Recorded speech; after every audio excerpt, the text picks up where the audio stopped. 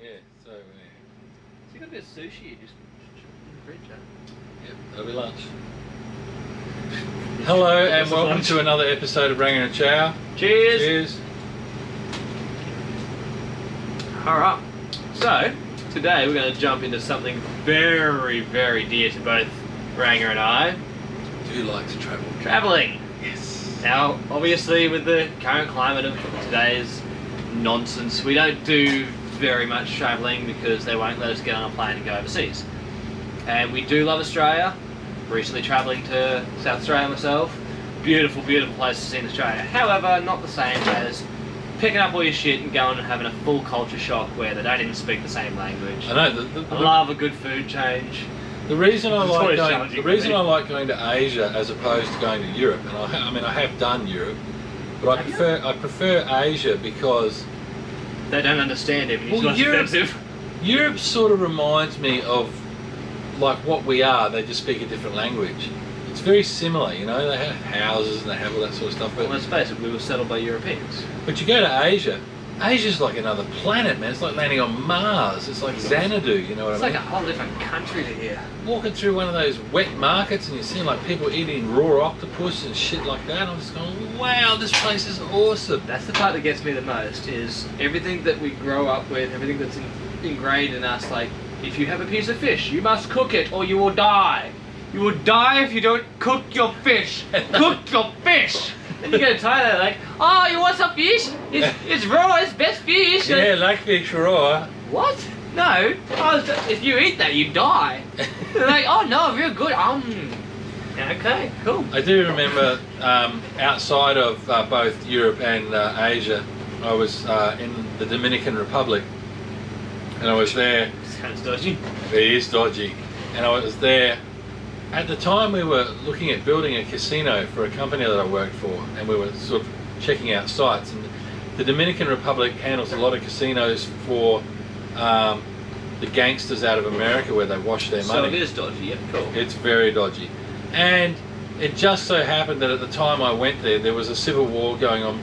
Well, not a civil war, they were at war with Haiti, who is their neighbour, and it was all a bit volatile, and I was in a taxi going to visit a friend of mine, and we got stopped in this massive intersection. It's all just dirt, there's no bitumen roads here we're talking about, so we stopped in this dirt road in the middle of nowhere, and I look up and the guy's got an AK-47 pointed at me through the window, and I'm like, this is bad, any second now I'm probably going to bloody die, and he's just screaming at me. Gee, and going, Thursday. I didn't think I was going to die on a Thursday. No, that's right. I mean, Tuesday I can understand. Excuse me, sir, stop yelling through the window, it's Tuesday. Oh, this guy, I thought for sure he's going to shoot me, and then I worked out what he wanted.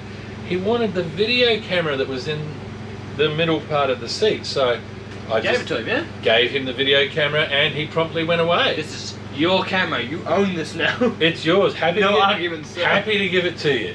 See ya. I've been held up twice in my life, and both times it's like, yep, this is all yours. I don't even want the money. Like, it's fine. It is very, very unsettling having someone such a high-powered rifle pointed this far away from your head going, durka, durka, durka, durka, or whatever it is they're saying. Yeah, the worst part is when there's that language barrier and... Well, let's say durka, durka. Oh. Look, if Team American can get away with it, sure, why not? Why not, you know? Yeah.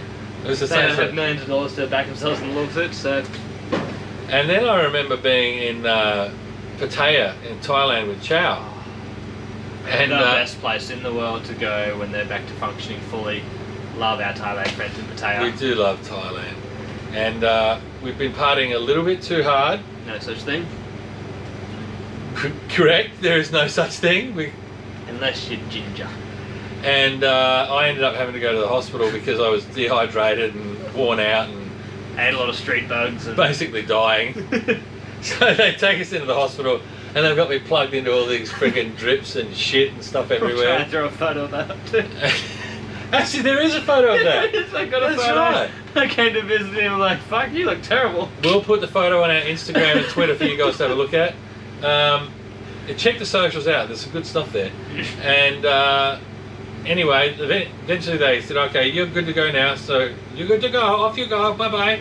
Fuck off. So the first thing we did was when we got outside, Chow goes, where's the nearest bar, Ranga? And off we go, straight away back into it. So we were good for another 12 hours. Oh, that was good the whole time. It was just you that bitched out. It was just like a car going in for a pit stop and an oil change. So thanks for that, now I'm ready to go again. It's like, right, I feel much better now. We'll start all over again. But no, referencing back to your guns and foreign languages and stuff, when I was, I think 15 or so, I did a 3-week stay in Egypt. We went all around Egypt, and then we did a week in Jordan. That would have been cool. Absolutely amazing. But again, this was, I think, 2007, so there was wars going on over in Iraq and such. Yeah. And it was Isn't there always a war in Iraq? Somewhere like that?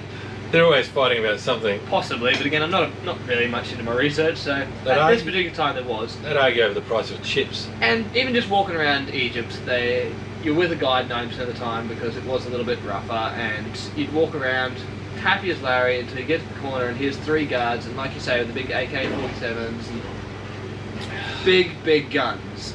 Being quite young and Australian, we are generally quite loud people. We tend to stand out in the crowd. And when there's people standing around with big guns, it changes the experience a lot. Boy, buddy, over here, mate. Yeah, like if you were over in London and you're hanging shit on the guards at the front of the palace, that's one thing. But when you're in Egypt and you see the dude with the big ass gun, you're like, I want to hang shit on him, but maybe he won't find it as funny as I do, and I might die today. So we'll leave that one well alone. Yeah.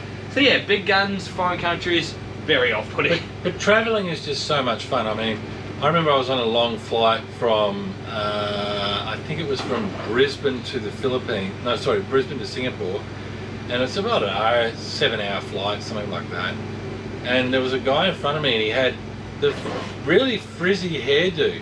Oh, big afro. And for some reason, I don't know why, I thought it would be a good way to pass the time if I started plucking one of those hairs every couple of minutes. So Did he not notice? I pulled a hair and he goes like this. And I pulled another hair and he goes like this. This went on for about 5 minutes, then eventually he turns around and he goes, "You leave me alone! Leave me alone!" And I just thought, oh, okay. But anyway, I don't know. See, if that were me, I would have got like toothpicks and shit and started lining up through his afro. Anyway, wouldn't get me punched. That's real boredom on a plane though. You've got to be pretty bored to do stuff like that. You do, and pretty ignorant to think that you might not die from that. Anyway. Foreign countries, you don't know what's going on. He might be the leader of something and you're about to get executed. Actually, he was a really nice guy. I did speak to him afterwards and apologised, and he was really cool. I'm sorry I ripped out that 10-cent piece size of hair. Plucking your hair out of your head. If you've got a mirror, don't use it because you'll be disappointed. But and the other thing about travelling is the things in each country that they consider are of special meaning. For example, if you're in India, cows, cows are sacred, in Thailand, buffaloes are considered to be very low. Like if someone calls you a buffalo in Thailand, it's almost worth fighting over, you know what I mean? Because the buffaloes are such a low thing. Yeah, I got caught with a buffalo, hugging a buffalo in a lift. It's quite a story. I'll save that for another day.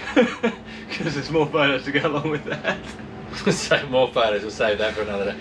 I'll tell you what, you got to keep an eye on our socials because we're going to start loading up some of these photos to go along with these stories so you guys can see what's going on. That's it. And our holidays have had some just cracker great moments that I have had a camera handy and to be honest with you, too drunk. As soon as the whole pandemic thing's over, we'll get on the road. We'll start following on some of the challenges that you guys set for us, and we'll take it from there. That's it. We are dead set keen to get out, see more of the world, show you guys some places that we've been, some places that we want to go. Just getting back out there, helping the world get back together. God, we're good blokes. One of the really nice places that I'd like to go back to see again is Taiwan. I thought Taiwan was absolutely stunning, and the people in Taiwan were really cool as well. So. And that was actually a very key point of when I was in Egypt. Obviously, like I said, there was a war going on in Iraq, so when we caught the ferry from Egypt over to Jordan, Egypt is very third world, it's very dirty. Yeah. And then we're on the Jordan's modern, isn't it? Jordan is like Brisbane City, but without all the rubbish and all the dickheads. Wow. It is beautiful. We went to cross the street, and obviously they can see we are foreigners, because Yeah, we got Rangas in our group. We had all sorts. Pretty pasty white group of people. They figured out we were tourists. You go across the road and Why is literally it he cars would always stop. describes me as pasty white? It's not pasty white, it's stunning white. It's beautiful white. Fuck you. Chic white.